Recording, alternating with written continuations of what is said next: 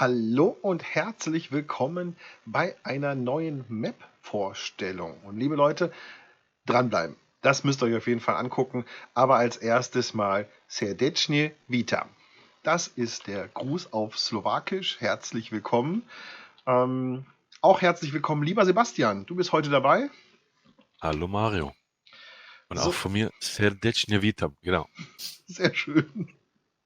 Ähm, wir stellen euch natürlich was Slowakisches vor. Ne? Wenn wir schon einen slowakischen Gruß raushauen, dann auch eine slowakische Karte. Und zwar ist das Slovak Village, slowakisches Dorf übersetzt, vom Modder Mr. Hector. Hat uns das hier vorab zur Verfügung gestellt. Vielen, vielen Dank dafür.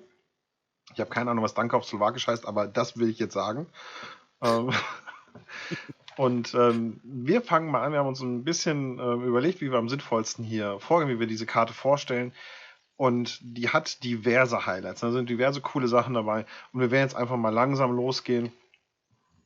Ich zeige euch das grundsätzlich erstmal auf der PDA, damit ihr schon mal so einen groben Begriff habt. Wir sind hier am Farmhaus, bevor ich die PDA aufmache. Und das hat so ein kleines Highlight. Hier ist so ein Hühnerstall hinten dran. Der ist auf die Karte hier in den Berg reingebaut. Das seht ihr hier. Der hat übrigens auch eine Türe, ja? Ja, ich hüpfe immer gerne rüber. Okay. Der hat auch eine Türe, die kann man öffnen. Nein, das heißt gar nicht Türe, das heißt Tür. Der hat eine Tür. Es gibt nämlich keine Türe. Okay, So. jawohl. Grammatischkurs für Anfänger. Aber du hast natürlich recht, man sollte auch die Türen nutzen, wenn sie denn da sind. Aber ihr seht, ansonsten, das Farmhaus ist zwar hier, aber ansonsten, ja, ihr habt hier hinten noch eine kleine Feldfläche. Aber ansonsten gibt es hier erstmal gerade gar nichts. Das zeigen wir euch aber später. Ne? Dranbleiben lohnt sich. Wir gehen jetzt erstmal los, Sebastian. Wir machen einen kleinen, wir schlendern mal ein bisschen durchs Dorf. PDA habe ich jetzt noch nicht aufgemacht, die lassen wir auch noch mal.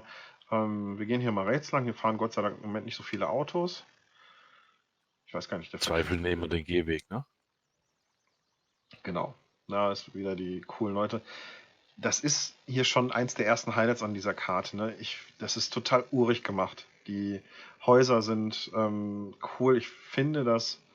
So stelle ich es mir tatsächlich auch ein bisschen vor. Haben uns natürlich im Vorfeld die Gegend so ein bisschen angeguckt, natürlich mit Google Maps so ein bisschen gestöbert. Ich war selber noch nicht in der Slowakei, aber ja, das ist nicht so weit weg. Und der Modder kommt ja auch von da, der kommt sogar aus einer ähnlichen Gegend, hat diese Karte auch einem, ja, ich sag mal so einer Gegend nachempfunden. Nicht genau nachgebaut, aber nachempfunden. Das hier finde ich zum Beispiel cool, wenn man hier mal guckt, hier diese Betonplatten an diesem, ja, ich würde sagen, das ist wahrscheinlich auch ein Abwasserrinnsal hier. Aber der geht hier vorne zum Beispiel über die Karte, habe ich vorhin gesehen, Sebastian. Guck mal hier, ist das Rohr quergelegt Mhm. und es kommt da hinten auf der anderen Seite wieder raus. Tatsache. Also das ist schon durchaus durchdacht. Ne? Also da hat nicht einfach jemand irgendwo ein Rohr gemacht, was irgendwo aufhört und anfängt. Nee, das gibt auch durchaus, ja, komm mal da raus. Jetzt hast du schon nasse Füße. Ja, ist ja warm hier, ne? Ja, Sonne scheint, alles gut. aber die Leute sind nicht super freundlich hier. Also die gucken einen zwar immer an, aber Hallo sagen tun die nicht. Ja, So, aber das haben sie überall auf der LS-Welt, das so ist eins. überall in der LSL so, ja.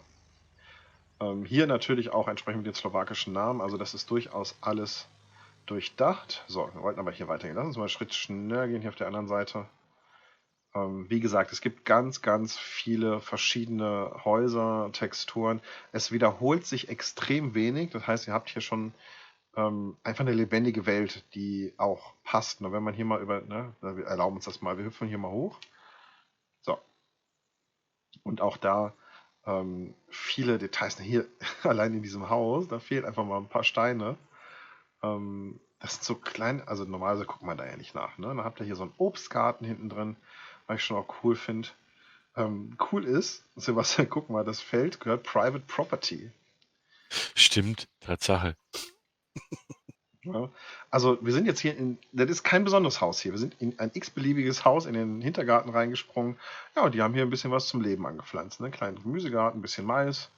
Das wird wahrscheinlich kein Futtermais sein, sondern schön Maiskorn für den Grill im Sommer. Das ist schon cool. Aber Ich habe hier keinen Schlüssel für, also wir müssen leider wirklich hier drüber springen. Ja, ist okay. Hat hoffentlich keiner Wir haben ja nur gesehen. geguckt, wir haben ja Ja. nichts. Genau, wir haben nichts angefasst, nichts kaputt gemacht. Hier auch diese entsprechenden Strommasten ist cool.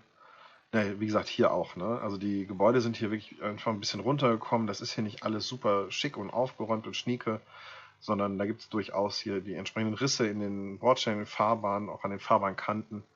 Das macht schon so ein bisschen aus. Also es macht einfach ein schönes Leben hier. So, Ja, ich meine, jetzt. Ja, wie du schon sagst, es klingt vielleicht ziemlich überheblich und so, aber so stellt man sich das vor, wenn man als normaler Mitteleuropäer, wenn man mal in die Slowakei fahren würde. genau. So unwissend.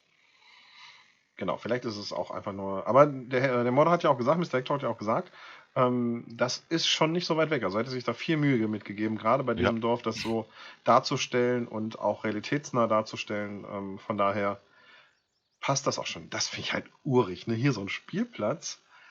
Kennen wir auch noch, die Älteren von uns kennen das, so sahen die Spielzeuge bei uns früher auch aus. Heute müssen die ja, ach Gott, da muss ja heute alles gemacht werden, da könnten die Kinder ja womöglich Rostsplitter in die Finger kriegen. Aber ja, so sahen die zu meiner Kindheit die Spielplätze auch noch aus mit diesen Metallgestellen. ja. Auch hier bei uns. Ne? Das können wir mir schon vorstellen, dass es das da auch so noch gibt. Hier mit diesen kleinen verschlungenen Eingängen. Ja, ist auf jeden Fall, hat einfach Flair. Also lädt auf jeden Fall auch mal ein, um rumzugehen. Da haben wir hier so eine Hinterhofgarage. Ja, das findet man bei uns in manchen Gebieten auch noch solche. Vor allen Dingen sieht jede Garage hier anders aus, ne? Wenn du heute irgendwo in so Mietgaragen kommst, ist ja alles eine Suppe. Da weißt du ja nicht, welche deine ist. Aber,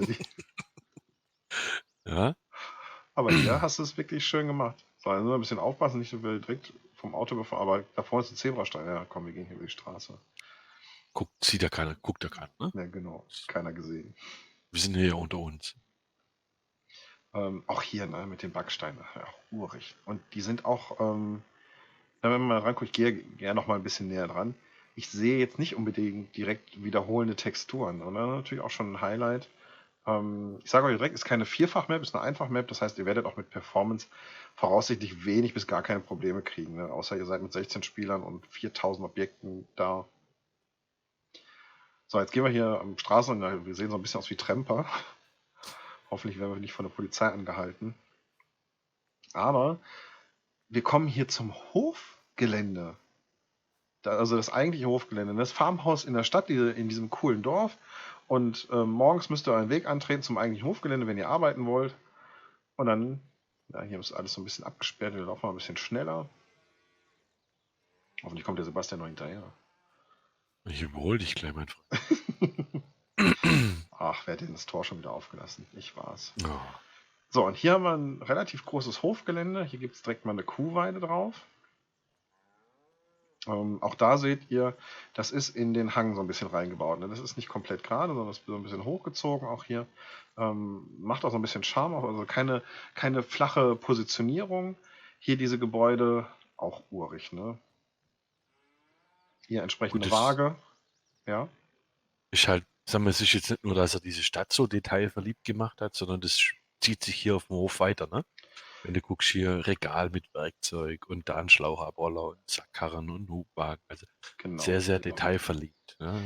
Was mir da einfach besonders gefällt, ist halt hier überall diese Rostflecken dran. Ne? Also das ist alles rund und stimmig. Das ist überall, ist es so ein bisschen, ja, ich will nicht sagen abgeranzt, aber schon auch ne, hier mit diesem Rost, die mögen ja noch gut funktionieren. Aber es ist halt Also, nicht der neueste Shit. Ne?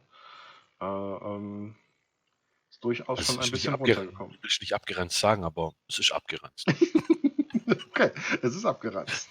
Aber hier auch, ne? Entsprechend natürlich mit der Klappe. Ihr kennt einige von den Texturen, habt ihr natürlich auch schon mal gesehen und einige von den Objekten. Aber das Gute ist einfach, dass, ne, das ist immer, man muss bei den Maps einfach darauf achten, dass die Komposition stimmt, ne? Dass alles da zusammenpasst. Wenn ihr einen super modernen Hof macht, ja, dann wollt ihr das auch modern machen, dann soll das auch modern aussehen. Aber wenn ihr sowas hier macht, dann soll das genau alles aus einem Guss kommen. Dann habt ihr hier, wahrscheinlich hat der Bauer so alte Flugzeughangars bekommen und hat die sich eben als Durchfahrhallen auf den Hof gesetzt. Ja, und da fehlen einfach mal die ganzen Platten hier. Also vor allen Dingen nicht jede Halle, nicht, also hier sind 3 Hallen, ne? Und die sehen nicht gleich aus, sondern nein, die haben unterschiedliche Flächen, die denen fehlen. Und das ist natürlich schon sehr cool. Unterschiedlicher Locheinschlag. Genau. Das ist einfach wirklich ganz heiß. Wir machen gleich natürlich auch noch ein bisschen Überflug von oben, sodass ihr ein bisschen mehr sehen könnt. Aber hier ist der Waschplatz, wenn ich das richtig verstanden habe. Ne? Hier muss man noch Hand anlegen. Hier gibt es keinen Hochdruckreiniger. Ja. Habt ihr hier so eine Spritze und dann auch eine Leiter. Also das müsst ihr mit der Hand machen. Ihr müsst ihr mit der Hand waschen. Wenn ihr realistisch spielen wollt, ihr dürft euch auch einen Hochdruckreiniger hinsetzen. Also schön Örzen ist sicherlich auch nicht verkehrt. So, hier habt ihr noch einen großen Platz, da könnt ihr auch noch selber was positionieren, aber auch da kommt das Highlight gleich noch. Ne? Das sage ich, wenn wir den Hof einmal besichtigt haben. Auch die Halle, ne, kennt ihr aus dem LS17, die auch, kenne ich von der Goldcrest Valley, aber es passt einfach, es ist hier stimmig in dem Bereich. Da haben wir auch schon die ersten Geräte, da gucken wir natürlich auch gleich noch raus, mit welchen Geräten man hier startet.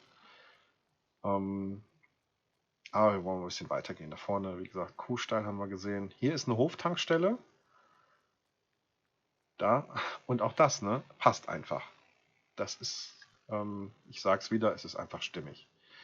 Dann habt ihr hier so ein uralt, also wirklich so ein Plattenbau, so eine Plattenbauwerkstatt. Ja, wo hier entsprechend die Geräte eben gewartet werden können. Aber guckt euch das auch an. Der Werkstattträger hier ist riesig, ne? Also hier könnt ihr durchaus auch, ja, ich weiß nicht, ob ein Lexion hier reingeht, aber ihr könnt hier durchaus auch mal mit Mähdrescher rein, aber der muss natürlich hier auch reinpassen. Vielleicht müsst ihr mal die passenden Geräte auch mitnehmen. Hier, Werkstattkoffer, Träger und da steht auch schon der Fendt bereit. Hier mit entsprechenden Anbauwerkzeugen. Hier haben wir so ein bisschen moderneren Bereich des Hofes. Da gibt es zwei entsprechende Hallen mit Rolltoren, ne, für euer wertvolleres Gerät. Auch hier. Also überall stehen hier halt Klamotten. Hier steht dann so ein Container rum. Also wenn ihr wollt, könnt ihr hier auch ein paar Paletten abstellen. Ne? Hier so Saatgutpaletten, ne, die nicht nass werden dürfen, könnt ihr hier in den Container reinpacken. Warum denn nicht? Lohnt sich also durchaus auch mal, diesen Hof zu betreuen. Hier steht übrigens tatsächlich ein Kercher. Guckt dir das an.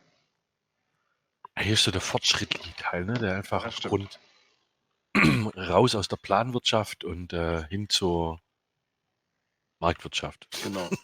Übrigens, guck mal, Sebastian, da oben, da fliegt aber noch eine Militärtransportmaschine durch die Gegend. Siehst du die? Biegt gerade Richtung unserem Hof ab. Hoffentlich passiert da nichts. Naja. Das sind wieder die Synchronisierungssachen in LS. Ich sehe sie. Ach so, du siehst sie jetzt? Fliegt tatsächlich jetzt gerade direkt über unseren Hof. Also ich sehe sie und die Zuschauer sehen sie auch. Ja, so. ja. Guck, lass mal deine Augen untersuchen. Ich höre sie sogar. Nee, bei mir nichts. Ja. Dreck auf dem Monitor, aber sonst da nichts. Ne, satter Sound. Aber ich habe die Umgebungsgeräusche auch ein bisschen runtergedreht. Aber ich zeige euch das jetzt mal im Shop in der Garage, was ihr schon so drin habt. Okay. So, da gibt es hier entsprechend Favorit, Fiat. Den Tatra hier ignoriert ihr mal, den haben wir gekauft, um ein bisschen was vorzubereiten. Also der ist nicht beim Start mit dabei, der auch. Dann gibt es hier so einen New Holland Drescher. Auch den Radlader ignoriert ihr, den haben wir auch reingeholt. Aber hier gibt es den Pickup, den haben wir gesehen, der blaue, der vorm Farmhaus steht. Dann hier so ein paar kleinere Wagen. Seht ihr, kleinere Anbaugeräte. Ne? Brauche ich euch nicht alles vorlesen und zeigen. Das MKS-Fass haben wir auch gekauft, um Wasser eben reinzupacken. Wir wollen ja ein bisschen da noch mehr zeigen von der Karte. Aber jetzt kommt's. Die Kuhweide könnt ihr verkaufen. Den Schweinestall auf der Karte könnt ihr verkaufen. Schafweide, Hühnerstall, das ist der Hühnerstall, den wir euch am Anfang gezeigt haben. Direkt hinter dem Farmhaus. Könnt ihr verkaufen, wenn ihr da was anderes machen wollt. Aber denkt daran, das ist im Moment in Hanglage. Ne, die Ställe sind ja nicht gerade ganz eben. Das heißt, wenn ihr das verkauft, dann müsst ihr auch irgendwie einen sinnvollen Einsatz dazu haben. Könnt ihr mal machen. Diese ganzen Sachen auf dem Hof, Hallen, Silos, hier die Garage mit den Toren, könnt ihr alle verkaufen. Sogar den Shop, die Tankstelle und hier die Nachfüllbehälter könnt ihr alles verkaufen. Das, mal gucken, ob das hier passt. Und auch wieder kaufen. Genau. Wenn du dann guckst in den Tierhaltung. Ne, Tierhaltung ist ja nicht. bevor ich was Falsches sage. Was denn? Was willst du Die sagen? Also die Hallen kann man wieder kaufen. Sehe ich gerade im Shop. Aber Genau, die Tiergehege die sind alle hier finde ich drin, also die jetzt. könnt ihr auch entsprechend, damit könnt ihr eigentlich noch ein bisschen umgestalten, die könnt ihr dann woanders hinstellen, ne? Bei den Tiergehegen, die wird es wahrscheinlich so nicht geben, weil die ja schief stehen. Ah, okay. Das wäre etwas schwer, aber cool überhaupt, dass die jetzt verkaufbar sind, muss man sagen. Aber weil die halt nicht auf gerade ebener Fläche stehen, kannst du die nicht einfach so wieder kaufen. Also da bei den Tiergängen macht euch wirklich Gedanken, wollt ihr das wirklich woanders machen, dann braucht ihr eine ebene Fläche, auf der ihr übungsstandardmäßig platzieren könnt. Ne? So, wir machen nochmal einen kleinen Überflug hier über den Hof, sodass ihr das seht, dass das Ding wirklich stimmig ist und auch entsprechend Platz hat. Hier, diese Rampe in der Mitte vom Hof, die ist auch cool, ne? Fliegen da mal eben hin. Ja, das macht es einfach irgendwie noch, ja, Ja, noch da sieht man lebendiger. es sind schon Wellen drin, das sieht man. Da sind so einige Kilowatt drüber gefahren. Genau, hier ist richtig abgesackt, die Betonfläche. Da ist auf jeden Fall ein bisschen hantiert worden. Hier sind entsprechende Ölflecken auch verbaut. Also das ist einfach in Summe wirklich, wirklich stimmig. Ne? So kann ich mal hier drüber fliegen. Und ich zeige euch jetzt nochmal die PDA. Das machen wir aber zum Abschluss von diesem Teil der Vorstellung. Das ist Teil 1. Wir werden noch mindestens einen weiteren Teil machen, in dem wir euch ein paar Produktionen zeigen, weil das sind auch Highlights. Das ist wirklich cool gemacht. Aber so. Ja, der speichert noch eben. Gucken wir uns die PDA einmal an. Was wir bis jetzt gesehen haben, ist dieser Bereich. Wir sind vom Farmhaus losgegangen, sind hier durch das Dorf gegangen, haben auch nicht alles gesehen und sind dann hier zum Hof rüber. Wie gesagt, dieses ist einem reellen Google Maps Bild nachempfunden. Nicht genau abgezeichnet, aber nachempfunden. Und da kann man einfach sehen, dass es in diesem Bereich tatsächlich solche Felder gibt, die halt tatsächlich sich an diesen Wald, in dieses Waldgebiet anspringen, wahrscheinlich auch so ein bisschen Gebirgsausläufer. Und dass es Planwirtschaftsfelder gibt, die wirklich schnurgerade gezogen sind. Ne? Also jetzt nicht in Nord-Süd-Richtung, sondern wirklich aber schnurgerade, so dass man das durchaus annehmen kann. Da hat sich nicht einer nur das Leben leicht gemacht und die Felder gerade gezogen. Aber was für euch an der Stelle dann wirklich schön ist, ihr könnt gerade Felder nutzen. Ihr könnt Helfer drauf ansetzen, für die, die das machen wollen. Wenn ihr das nicht machen wollt, braucht ihr nicht. Es bleibt trotzdem realistisch, weil diese Planwirtschaftsfelder durchaus da waren, beziehungsweise auch heute noch da sind zum Bearbeiten. Was macht die Minimap noch aus? Hier unten gibt es eine größere Stadt und da ist auch ein bisschen mehr Action. Da gibt es ein paar Verkaufspunkte, das sind die gelben, die kennt ihr schon. Dann gibt es hier unten den Shop. Hier gibt es eine Bahnstation mit unterschiedlichen Beladeträgern. Das gucken wir uns in der nächsten Folge nochmal an. Einige Produktionen, auch die gucken wir uns wie gesagt noch genauer an. Die Bahnstrecke geht hier komplett einmal außenrum. Sie stört also in der Regel nicht, wenn ihr irgendwie auf den Feldern arbeitet oder irgendwo transportieren wollt. Das könnt ihr ganz entspannt machen. Die könnt ihr zusätzlich nutzen. Die hat auch entsprechende Funktionen. Die Bahnstationen sind schön hier in Pink, würde ich fast sagen, eingezeichnet, wohingegen die Produktionen in so einem hellen Blau sind, Babyblau. Und dann gibt es hier oben noch eine Transportfirma, werden wir euch alles noch in den weiteren Folgen zeigen. Folgen kann ich noch nicht genau sagen. Da wir nicht wissen, was auf Wiedersehen auf Slowakisch heißt, sagen wir das ganz schnöde in Deutsch, Sebastian. Tschüss. Alles Gute, bye bye und ade. Ach, Däumchen nicht vergessen, ne?